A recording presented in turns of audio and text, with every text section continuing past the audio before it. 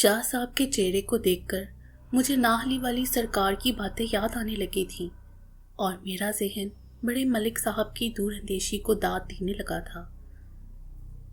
مگر یہ سمے داد دودھ دینے کا نہیں تھا۔ میں تو ایسے لوگوں میں گر چکا تھا جو اپنی ہی دنیا کے باشندے تھے۔ ہیں کواکب کچھ، نظر آتے ہیں کچھ کے مصداق صورتحال تھی۔ اور پھر یہ ناہلی والی سرکار جنہیں میں ایک بہت ہی بزرگ ہستی سمجھنے لگا تھا، وہ خود بھی تو اسی صف میں کھڑے نظر آ رہے تھے۔ میں سوچ رہا تھا کہ کسی اللہ والے کو دنیاوی اور سفلی علوم کی ضرورت نہیں ہوتی، مگر یہ ناہلی والی سرکار بھی تو میرے نزدیک ایک پارسا ہستی تھی، لیکن وہ بھی سفلی علم کی طاقت سے مرلی کی راگ پر کوئی عمل کر رہے تھے۔ مجھے اپنا دل ڈوبتا ہوا محسوس ہو رہا تھا اور میرا ایمان ڈگمگانے لگا تھا۔ دراصل جب آپ کسی معتبر اور پارسا ہستی کی باتوں سے قائل ہو جاتے ہیں، لیکن جب اس کے قول و فعل میں تضاد پاتے ہیں تو آپ کے ذہن میں بارود پھٹنے لگتا ہے، قلب و نظر میں کہراؤ مچ جاتا ہے اور آپ سوچنے لگ جاتے ہیں کہ یا الہی یہ کیسا اصرار ہے، اس جیسے یہ تیرے بندے جو سب کے سامنے نیکی اور پارسائی اور تیری طاقتوں کی تبلیغ کرتے ہیں، مگر جب ان کو عملی زندگی میں دیکھتے ہیں تو ان کا کردار بہت ہی پست نظر آتا ہے۔ ایک بے عمل عالم اور مبلغ یقیناً بہت سے لوگوں کے عقائد اور ایمان کو متاثر کر دیتا ہے۔ قول و فعل کا تضاد میرے جیسے کچے ذہنوں کو بے رحمی سے کچل دیتا ہے۔ میری یہ کیفیت ان بہت سے نوجوانوں سے مختلف نہیں تھی جو سچائی کی تلاش میں نکلتے ہیں تو گمراہی کے گھروں میں گرا دیے جاتے ہیں۔ وہ نہیں جانتے کہ جنہیں معتبر سمجھ کر ان کی تقلید میں لگ جاتا ہے وہ کس قدر حقیر ہوتے ہیں۔ میں اگر صحافی نہ ہوتا تو شاید میرے ذہن پر ناہلی والی سرکار اور شاہ صاحب کے متعلق بدگمانی اور شکوک و شبہات پیدا نہ ہوتے۔ میں شاہ صاحب اور ناہلی والی سرکار کی حقیقتوں کو پا چکا تھا، مگر پھر بھی ایک لمحہ کے لیے میرے دل میں خیال آیا کہ کہیں میں میسمرائز تو نہیں ہو چکا۔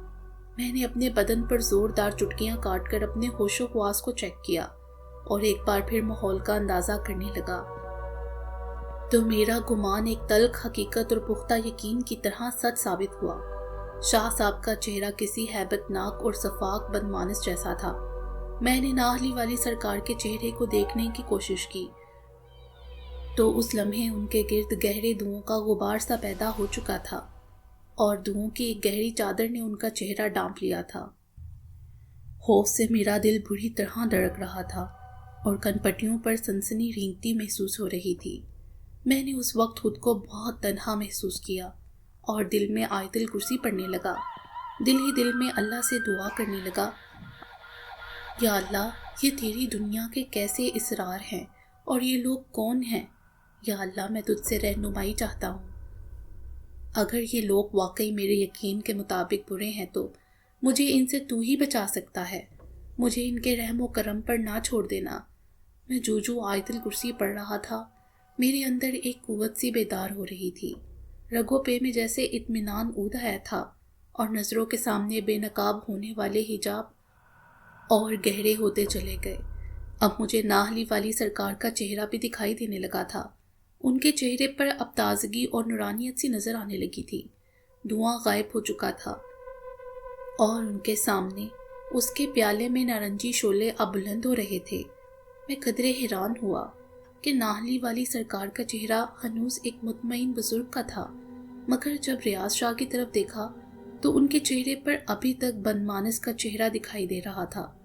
میرے دل سے اب ناہلی والی سرکار کے بارے پیدا ہونے والے شکوک و شبہات ختم ہونے لگے تھے اور میں یہ سوچنے لگا تھا کہ نہ جانے انہوں نے کس ضرورت کے تحت یہ عمل کیا تھا اور انہیں کیا مجبوری تھی۔ اور پھر میرے ذہن میں یہ بھی خیال آیا کہ میں جس عمل کو ایک کالا علم سمجھ رہا تھا، نہ جانے وہ عمل واقعی سفلی علم میں سے تھا یا کوئی اور تھا۔ اس تعویل کے باوجود میرے ذہن میں یہ تکرار بار بار پیدا ہو رہی تھی کہ کسی اللہ والے کو روحانیت کے ماہر کو ہرگز کالا علم نہیں کرنا چاہیے، نہ ہی اس کا سہارا لینا چاہیے، خواہ اسے کیسی ہی مجبوری کیوں نہ ہو۔ میں اپنے اندر اٹھنے والے ہیجان و تذبذب میں مبتلا تھا کہ ناہلی والی سرکار کے آب خورے میں پیدا ہونے والی آگ کے شعلے بلند ہو کر گہرے دھوؤں میں تبدیل ہونے لگے اور قبرستان میں شدید قسم کی آندھیاں چلنے لگیں۔ میرے بہت ہی قریب بہت سی قبریں ایک دھماکے سے شک ہو گئیں اور ان میں سے گہرا دھواں نکلنے لگا۔ میں چاروں طرف دیکھنے لگا۔ قبروں سے نکلنے والا دھواں بلند ہوتا چلا گیا اور پھر اس نے ہماری طرف رخ کر لیا۔ دھوؤں کی شکل کسی بے ڈھنگے اور ڈیل ڈول والے انسان جیسی تھی۔ جوں جوں وہ دھواں پوش عفریت قریب آ رہے تھے، ان کے چہرے نمایاں ہو رہے تھے۔ جب وہ ہمارے حصار کے قریب پہنچے تو ناہلی والی سرکار کی آواز بلند ہوئی، ریاض شاہ، دیگے ان کے سامنے پہنچا دو، غازی بکرے بھی لے آؤ۔ شاہ صاحب اٹھے اور دائرے سے باہر قدم رکھنے ہی لگے تھے کہ ناہلی والی سرکار کی دھار سنائی دی، ریاض شاہ، یہ حماقت نہ کرنا، اپنے حصار میں بیٹھ کر یہ کام کرو۔ جی سرکار، شاہ صاحب بولے۔ لیکن کیسے؟ ناہلی والی سرکار نے میری طرف گہری نظروں سے دیکھا تو شاہ صاحب کی بویں تن گئیں۔ ان کا چہرہ اب عام انسانوں جیسا ہی تھا۔ شاہ صاحب تو ناہلی والی سرکار کی بات سمجھ گئے تھے، لیکن مجھے اس وقت سمجھ آئی جب شاہ صاحب نے مجھے مخاطب کیا، شاہد میاں اٹھو اور دیگے ان کے سامنے رکھ دو۔ میں گھبرا کر بولا اور ان دھواں پوش عفریتوں کو دیکھنے لگا جن کے چہرے گھس گھس لمبے ہو گئے تھے اور جن کی سیاہ رنگ کی زبانیں ہانفتے کتوں کی طرح باہر کو نکلی ہوئی تھیں۔ ان کی زبانوں سے بچھو جیسے کیڑے ٹپک ٹپک کر نیچے گر رہے تھے۔ میں نے یہ منظر دیکھا تو جرجری لے کر رہ گیا۔ ہاں تم، یہ کہہ کر شاہ صاحب نے میرا ہاتھ پکڑا اور کچھ پڑھنے کے بعد مجھ پر پھونک مار دی اور ایک کن سی چھری میرے ہاتھ میں پکڑا دی۔ جاؤ اور دیگے ان کے سامنے رکھ دو۔ میرے ذہن میں سوالوں کا طوفان اٹھا کہ دیگے جب ان کے سامنے پڑی ہیں تو یہ عفریت خود آگے بڑھ کر دیگے چاٹ کیوں نہیں لیتے؟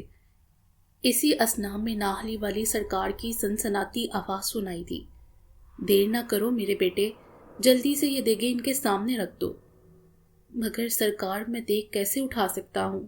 میں نے اپنی کمزوری کو بہانہ بناتے ہوئے کہا۔ تمہارے اندر اتنی قوت ہے، ایک ایک دیگ اٹھا کر ان کے سامنے رکھ دو، وقت ضائع نہ کرو۔ ناہلی والی سرکار کا لہجہ تیز مگر گمبھیر ہو گیا تھا۔ میں نے دوبارہ دھواں پوش عفریتوں کی طرف دیکھا تو وہ اب کی بار اپنے بازو اوپر اٹھا کر چیخنے لگے تھے۔ ان کے بدن سے بھی بچھو نما کیڑے گرنے لگے تھے۔ میں نے ان کے پیروں کی طرف دیکھا جہاں ان کیڑوں کا ایک ہجوم ہوتا جا رہا تھا۔ اگر تم نے دیر کر دی تو یہ زہریلے کیڑے ہمیں کھا جائیں گے، شاہ صاحب نے میرے بہت قریب آ کر کہا۔ یہ ماس ہو رہے ہیں، انہیں انسانوں کا گوشت بہت پسند ہے، یہ ہڈیاں بھی چبا ڈالتے ہیں، اب جلدی سے اٹھو۔ میں نے ان کے حکم کی تعمیل کی اور پھر جوں ہی میں نے حصار سے باہر پاؤں رکھے، ماس ہوڑے میری طرف بھاگے اور میں ان سے بچنے کے لیے دیگوں کے پاس جا پہنچا۔ دیگیں چند قدم پر اونچی قبر کے پاس رکھی تھیں۔ وہاں ایک بڑا سا کپڑے کا ڈھیر بھی پڑا تھا جس میں ہلچل سی ہو رہی تھی۔ ایسا لگ رہا تھا جیسے اس کے اندر کوئی شے موجود ہے۔ میں نے ایک دیگ کو پکڑا اور اسے اٹھانے لگا تو وہ میرے حساب سے خاصی وزنی ثابت ہوئی۔ میں نے اس کو اوپر سے پکڑا اور دیگ کو پہیے کی طرح گھما کر دھواں پوش عفریتوں کے پاس لے گیا۔ ایک آدھ ماس ہوڑا دیگ کے نیچے آ گیا اور اس کی کربناک چیخ بھی سنائی دی۔ میں نے جلدی سے دیگ چھوڑی اور بھاگ کر دوسری دیگ بھی دھکیلتا ہوا لے گیا۔ دیکھا تو سارے ماس ہوڑے پہلی دیگ پر چڑھ گئے تھے اور جب تک میں دوسری دیگ لے کر پہنچا وہ ساری دیگ چٹ کر چکے تھے۔ وہ دیگ پر جس دھینگا مشتی کے ساتھ یلغار کرتے تھے اس سے عجیب سا شور بلند ہو رہا تھا۔ میں نے جب تک 10 دیگیں ان تک پہنچا دیں اس وقت تک غازی بھی بکروں کو لے کر آ گیا تھا۔ سارے بکرے سیاہ رنگ کے تھے، وہ خوف سے منمنا رہے تھے۔ ایک طرف ماس ہور کیڑوں کا شور اور دوسری جانب بکروں کی منمناہٹ سے قبرستان میں ایک طلسم کا ماحول پیدا ہو گیا تھا۔ میں جب آخری دیگ دھکیل کر واپس حصار میں جانے لگا، کسی نے پیچھے سے میری قمیض کا کونا کھینچ لیا اور میری قمیض پھٹ گئی۔ اسی لمحہ ایک زوردار تھپڑ کی آواز گونجی اور ساتھ ہی کوئی خوفزدہ بچے کی طرح چلایا تھا۔ میں جلدی سے حصار میں بیٹھ گیا۔ میری سانس پھول گئی تھی۔ ایسے لگتا تھا جیسے کسی پہاڑ کو سر کر کے میں آیا ہوں۔ میں نے اس طرف جدھر دیکھا میری قمیض کھینچی گئی تھی وہاں اب غازی کھڑا تھا۔ पास ही कपड़ों की वो डेड़ी पड़ी थी। मुझे समझ नहीं आई कि मेरी कमीज किसने खींची थी। शाह साहब ने मेरा ये मसला हल कर दिया। बोले, इस हरामखोर ने तुम्हें पकड़ने की कोशिश की थी। उन्होंने कपड़ों की डेड़ी की तरफ इशारा किया। गाजी और बाबा जी सरकार ने कालीदास के बहुत से चेलों को पकड़कर बोरी में बंद किया है। इसमें से एक ने तुम्हें पकड़ने की कोशिश की थी। गाजी ने उसके मुंह पर थप्पड़ मारा था। इस दौरान गाजी ने सारे बकरे धुआं पोश अफरीतों के सामने खड़े कर दिए तो वो नदीदों की तरह उन पर टूट पड़े। बकरे मिनमिनाते ही रह गए। अफरीतों ने दरिंदों की तरह बकरों को चीर फाड़ खाया और उनकी खींचातानी में बहुत से बकरों के लोथरे दूर दूर तक जा गिरे थे। मांसखोरे उन लोथरों की तरफ भाग गए। उस लम्हा गाजी की हसरतनाक आवाज बुलंद हुई, आह, हमसे तो ये भूत अच्छे हैं। मुंह बंद करके बैठ गाजी, बाबा जी सरकार की आवाज सुनाई दी। जी बाबा जी, ये कहकर गाजी मेरे हसार में आ बैठा और मुंह मेरे कान के करीब लाकर बोला, एक आध बकरा मुझे दे देते तो मैं इनके सारे काम कर देता। गाजी, गाजी, बाबा जी की आवाज़ अब बहुत करीब से आई थी। मैंने उस जानिब देखा तो वो नाहली वाली सरकार के अकब में खड़े थे। गाजी ने अपने मुंह पर हाथ रख लिया। इस कदर खौफो खरास के बावजूद मैं मुस्कुरा दिया और इस एक लम्हे की मुस्कुराहट ने मुझे बेहद तकवीत दी। गाजी दोबारा सरगोशी करने से बाज नहीं आया। भैया, अब तो तबीयत ठीक हो गई है ना? मैं तो आपको नॉर्मल करने के लिए बोल रहा था। गाजी का नुस्खा वाकई मेरे लिए जान फिजा साबित हुआ था। धुआं पोश अफरीत बकरे और देगे चट कर चुके थे और दोबारा अपने मांसखोर कीड़ों समेत कब्रों में चले गए थे। कब्रिस्तान पर अब खामोशी तारी हो रही थी। कुर्बो जवार में सिर्फ झींगड़ों की आवाज़ें सुनाई दे रही थी या फिर गाजी की भारी भरकम सांसों का जीरो बम महसूस हो रहा था। जिन्नात की खासियत है कि जब ये इंसानी वजूद में मुतशक्किल होते हैं तो इनकी सांसें भारी और गर्म हो जाती हैं। अगर आपने किसी हाई ब्लड प्रेशर के मरीज़ की बिगड़ती हुई हालत को करीब से देखा है तो ये जान जाइए कि जिन्नात का ये रूप उससे 100 गुना ज़्यादा बिगड़ा हुआ नज़र आता है। अगर वो करीब ना भी बैठे हों तो उनकी भारी और गर्म सांसों की हिद्दत यूँ महसूस होती है जैसे कोई इंसान तंदूर के करीब बैठा हो और उसकी तपिश को महसूस करता है। गाजी जब भी मेरे करीब आता था तो मुझे पसीना आ जाता था। यार गाजी, मुझे गर्मी लग रही है, मैंने उसे ज़रा परे हटाते हुए कहा। अगर मेरे पास बैठे रहे तो मैं जल जाऊंगा। वो मेरी बात समझ गया और बोला, तो फिर आप शाह साहब की हालत का अंदाज़ा लगा लें। बेचारे एक नहीं सैकड़ों जिन्नात की कुर्बत बर्दाश्त करते हैं। अब तो वो भी कुंदन बन गए हैं, उस तंदूर की तरह जो रोटियां सेंकता है और खुद भी जल रहा होता है लेकिन अपना रूप कभी नहीं खोता। गाजी का अजीब माहिर नफ्सियात साबित हुआ था। उसने मुझे एक बात समझाने के लिए बहुत ही लुत्फ तरीका इख्तियार किया था और मैं वाकई इस बात को समझ गया कि अमलियात की पुरस्रार दुनिया में रहने वाले इतने जलाली क्यों होते हैं। दरअसल उनका अंदर भी तप चुका होता है। आग से खेल खेल कर उनके पूरे बदन का लहू आतिश नुआ हो चुका होता है। ऐसे लोगों का नफ्स इसी आग से भड़कता रहता है। रूहानियत आग नहीं होती, एक नूर की ठंडी किरणों जैसी कुव्वत होती है।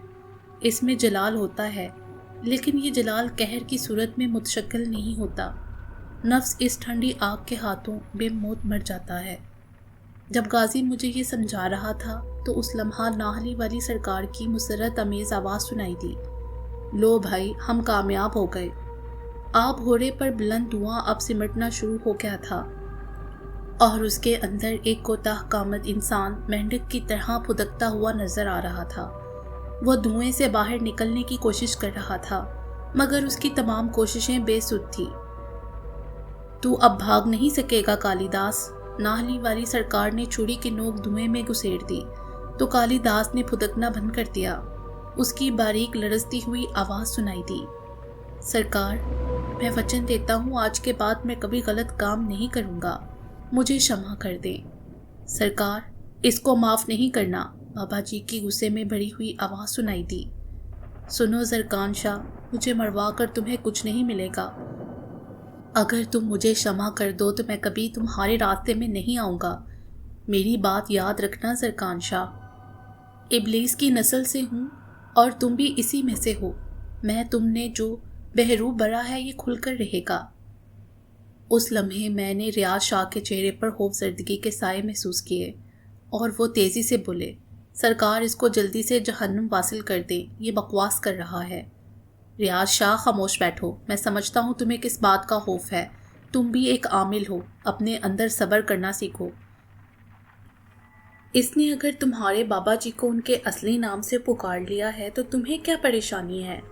زیادہ پریشان ہونے سے اب کچھ نہیں ہوگا۔ ریاض شاہ خاموش تو ہو گئے مگر ان کی ہیجانی کیفیت ختم نہ ہوئی۔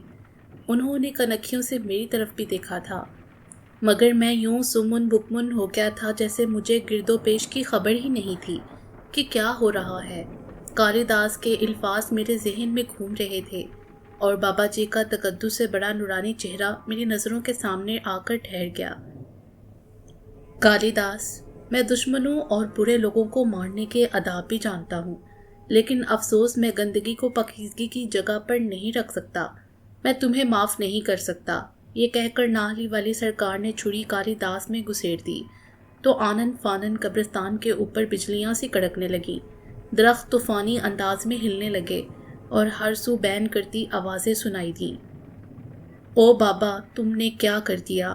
ہمارے پربھو کو مار دیا، ہم کو بھی مار دے۔ بین کرتی آوازیں کبھی درختوں سے آ رہی تھی اور کبھی قبروں سے۔ اب میں خاموش تماشائی کی طرح بیٹھا تھا۔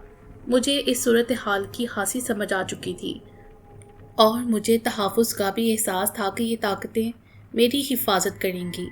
یہ شور خاصی دیر تک بڑھتا رہا۔ کالی داس اب دھوئیں میں تحلیل ہو گیا تھا اور جو دھواں سکڑتا ہوا آپ پھوڑے میں واپس جا رہا تھا، بین کرتی بدروحوں کی آوازیں بھی کم ہو رہی تھی۔ کچھ ثانیے بعد دھواں آپ پھوڑے میں بیٹھ گیا اور وہاں چٹکی بڑی خاک نظر آ رہی تھی۔ ناہلی والی سرکار نے وہ راکھ پوٹلی میں باندھ لی تو اس کے ساتھ ہی قبرستان میں سکون لوٹ آیا۔ سب کے چہرے مسرور تھے۔